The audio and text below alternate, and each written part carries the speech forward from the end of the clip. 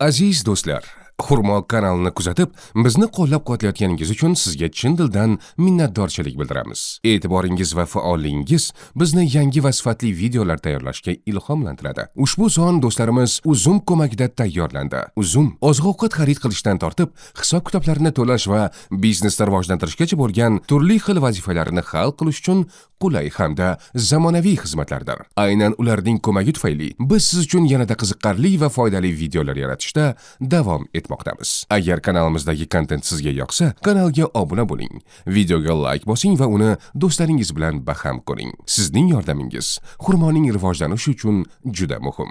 E'tiboringiz uchun tashakkur. Maroqli tomosha tilaymiz. 2005-yilda Yaponiyaning yirik elektronika ishlab chiqaruvchisi boshlang'ich narxi $20 million bo'lgan suratlar to'plamini qaysi auksion uyi sotishini hal qila olmadi.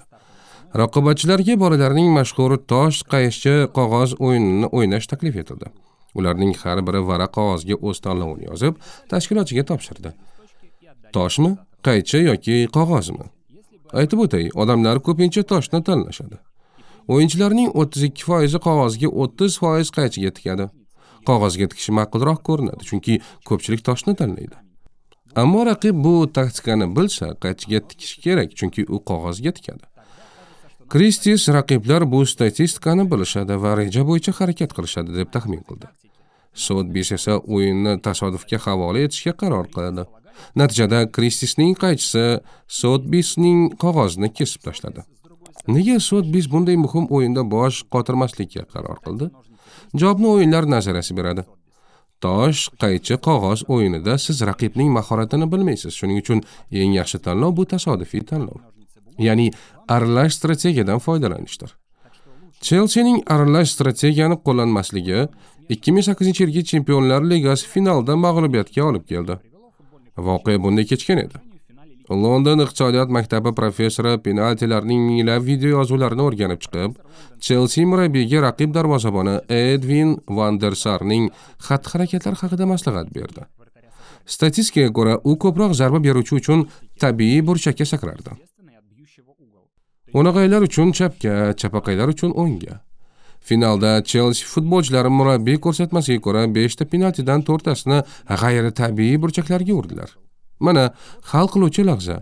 Hisob 6-5 Manchester foydasiga va Chelsea o'yinda qolish uchun hisobni tenglashtirish kerak. To'p oldiga Nikola Anelka keladi. U o'nag'ay va qoidaga ko'ra o'ngga zarba berish kerak. Bu paytga kelib Van der Sarning raqibining taktikasini aniqlab olgan va zarba berishdan oldin zarba beruvchining o'ng burchagini ishora qilgan. Bu Anelkani ikkilantirib qo'ydi va u boshqa burchakka urmoqchi bo'ldi. Natijada Van der Sarning seyvi Manchesterga g'alaba keltirdi. Ko'rinib turibdiki, sportda ikki tomon ham bir fikrda holatlar deyarli uchramaydi.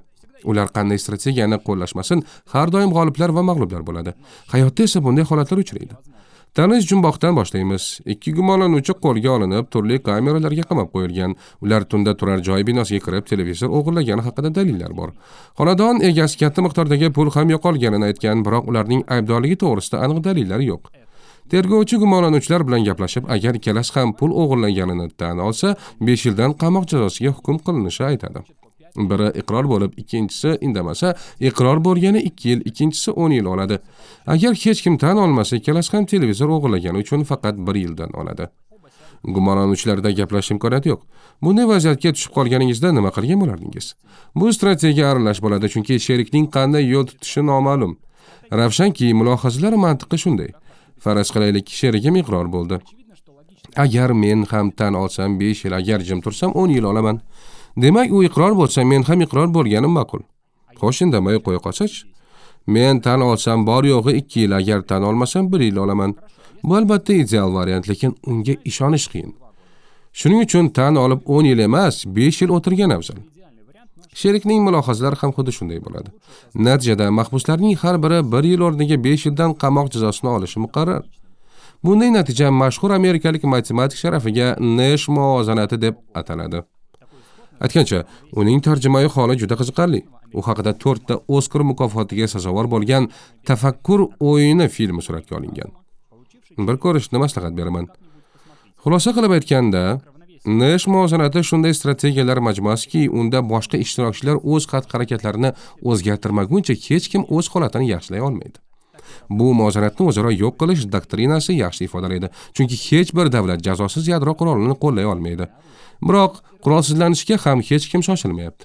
Natijada hukumatlar umid qilamanki hech qachon ishlatilmaydigan harbiy ishlanmalarga milliardlab dollar sarflanmoqda.